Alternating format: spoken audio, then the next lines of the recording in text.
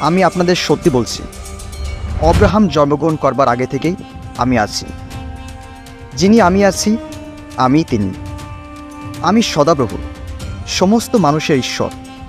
কোনো কিছু করা কি আমার পক্ষে অসম্ভব? মানুষ কেবল রুটিতেই বাঁচে না, কিন্তু সদাপ্রভুর মুখের প্রত্যেকটি কথাতেই বাঁচে। তেমনি আমার মুখ থেকে বের হওয়া বাক্য নিষ্ফল হয়ে আমার কাছে ফিরে আসবে না, বরং তা আমার ইচ্ছে মতো কাজ করবে, আর যে উদ্দেশ্যে আমি পাঠিয়েছি তা সফল করবে। প্রথমেই বাক্য ছিলেন, বাক্য ঈশ্বরের সঙ্গে ছিলেন, এবং বাক্য নিজেই ঈশ্বর ছিলেন। সেই বাক্যই মানুষ হয়ে জন্মগ্রহণ করলেন। স্বর্গ থেকে নেমে এসে যিনি মানুষকে জীবন দেন, তিনি ঈশ্বরের দেওয়া রুটি। আমি সেই জীবন রুটি। যে আমার কাছে আসে তার কখনো খিদে পাবে না। যে আমার উপর বিশ্বাস করে তার আর কখনো পিপাসাও পাবে না। যিনি স্বর্গে থাকেন এবং স্বর্গ থেকে নেমে এসেছেন, সেই মনুষ্যপুত্র ছাড়া আর কেউ স্বর্গটি নেই। চোর কেবল চুরি, খুন ও নষ্ট করবার উদ্দেশ্য নিয়ে আসে। আমি এসেছি যেন তারা জীবন পায়, আর সেই জীবন যেন পরিপূর্ণ হয়।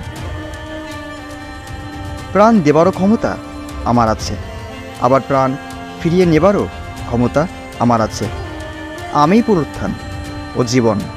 যে আমার উপর বিশ্বাস করে সে মরলেও জীবিত হবে, আর যে জীবিত আছে এবং আমার উপর বিশ্বাস করে সে কখনো মরবে না। তুমি কি একথা বিশ্বাস করো? যদি তুমি বিশ্বাস করো তবে ঈশ্বরের মহিমা দেখতে পাবে। তোমরা আমাকে বেছে নাওনি, কিন্তু আমি তোমাদের বেছে নিয়ে কাজে লাগিয়েছি, যাতে তোমাদের জীবনে ফল ধরে, আর তোমাদের সেই ফল যেন টিকে থাকে। তাহলে আমার নামে পিতার কাছে যা কিছু চাইবে তা তিনি তোমাদের দেবেন। আমি পথ, সত্য আর জীবন। আমার মধ্য দিয়ে না গেলে কেউই পিতার কাছে যেতে পারে না। আমি আর পিতা এক। যে আমাকে দেখেছে সে পিতাকেও দেখেছে। আমি তিনি যিনি তোমার সঙ্গে কথা বলছেন। দেখো, তিনি মেঘের সঙ্গে আসছেন। প্রত্যেকটি চোখ তাকে দেখবে, যারা তাকে বেঁধেছিল তারাও দেখবে, এবং পৃথিবীর সমস্ত জাতি তার জন্য জোরে জোরে কাঁদবে। তাই হোক, আমেন। প্রভু ঈশ্বর বলছেন, আমি সেই আলফা এবং ওমেগা, যিনি আছেন, যিনি ছিলেন ও যিনি আসছেন। আমি সর্বশক্তিমান। ভয় করো না, আমি প্রথম ও শেষ। আমি চিরজীবন্ত। আমি মরেছিলাম, আর দেখো, এখন আমি যুগ যুগ ধরে চিরকাল জীবিত আছি। আমার কাছে মৃত্যু ও মৃতস্থানের চাবি আছে। স্বর্গের ও পৃথিবীর সমস্ত ক্ষমতা আমাকে দেওয়া হয়েছে। এই জন্য তোমরা গিয়ে সমস্ত জাতির লোকদের আমার শিষ্য করো। পিতা, পুত্র ও পবিত্র আত্মার নামে তাদের বাপ্তিস্ম দাও। আমি তোমাদের যেসব আদেশ দিয়েছি তা পালন করতে তাদের শিক্ষা দাও। দেখো, যুগের শেষ পর্যন্ত সবসময় আমি তোমাদের সঙ্গে সঙ্গে আছি। ঈশ্বরকে কেউ কখনো দেখেনি। তার সঙ্গে থাকা সেই একমাত্র পুত্র, যিনি নিজেই ঈশ্বর, তিনি তাকে প্রকাশ করেছেন। কিন্তু পুত্রের বিষয়ে ঈশ্বর বলেছেন, হে ঈশ্বর, তোমার সিংহাসন চিরস্থায়ী, তোমার শাসন ন্যায়ের শাসন। আমি সদাপ্রভু এই কথা বলছি। আমি ঈশ্বর, হ্যাঁ, প্রথম থেকে আমি তিনি। কেউ আমার হাত থেকে রক্ষা করতে পারে না। আমি কাজ করলে কেউ তা বাতিল করতে পারে না। সেই পবিত্রজন বলছেন, তোমরা কার সঙ্গে আমার তুলনা করবে? কে আমার সমান? তোমরা চোখ তুলে আকাশের দিকে তাকিয়ে দেখো, কে ওই সব সৃষ্টি করেছেন? তিনি তারাগুলোকে এক এক করে বের করে এনেছেন। তিনি তাদের প্রত্যেকের নাম ধরে ডাকেন। তার মহাক্ষমতা ও মহাশক্তির জন্য তাদের একটাও হারিয়ে যায় না। সদাপ্রভু, যিনি মহাকাশ সৃষ্টি করেছেন, তিনি ঈশ্বর, যিনি পৃথিবীর আকার দিয়েছেন ও তৈরি করেছেন। তিনি তা স্থাপন করেছেন। তিনি বাস করবার অযোগ্য করে পৃথিবী সৃষ্টি করেননি, বরং লোকেরা যাতে বাস করতে পারে সেইভাবেই তা সৃষ্টি করেছে। তিনি বলেছেন, আমি সদাপ্রভু, আর কেউ নয়। সদাপ্রভু বলছেন, স্বর্গ আমার সিংহাসন, আর পৃথিবী আমার পা রাখবার জায়গা। তোমরা আমার জন্য কোথায় ঘর তৈরি করবে? আমার বিশ্রামের স্থান কোথায় হবে? এই সব জিনিস আমি নিজের হাতে তৈরি করেছি, আর তাই এসব হয়েছে। যে লোক নম্র, যার মন ভেঙে চুরমার হয়েছে, এবং যে আমার কথায় কাঁপতে থাকে, তাকে আমি ভালো চোখে দেখব।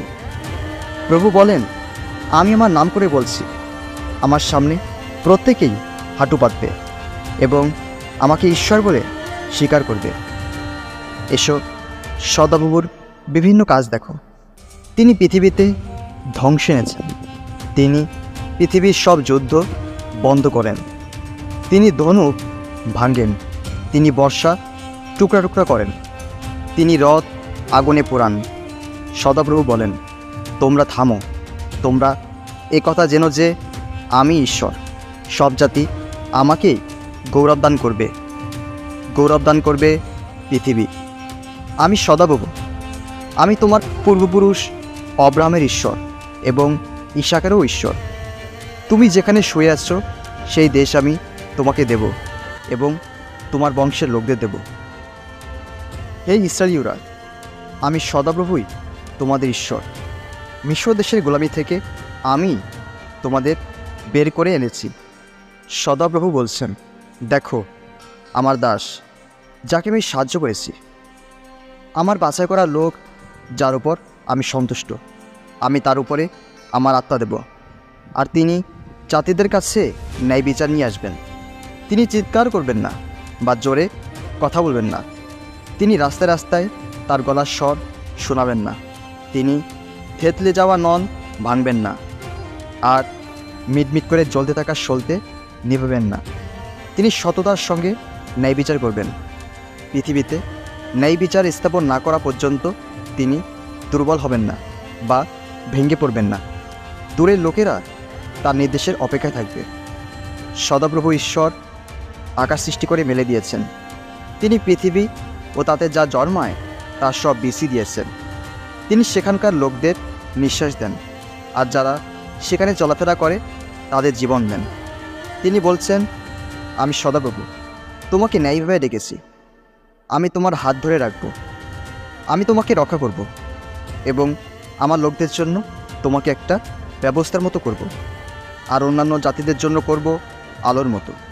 তুমি অন্ধদের চোখ খুলে দেবে, জেলখানা থেকে বন্দীদের মুক্ত করবে, আর সেখানকার অন্ধকার গর্তে থাকা লোকদের বের করে আনবে। আমি সদাপ্রভু, এই আমার নাম। আমি অন্যকে আমার গৌরব কিংবা প্রতিমাকে আমার পাওনা প্রশংসা দেব না।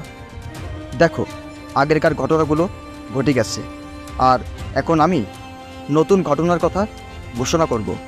সেগুলো ঘটবার আগেই তোমাদের কাছে তা জানাচ্ছি। আমি দরজা।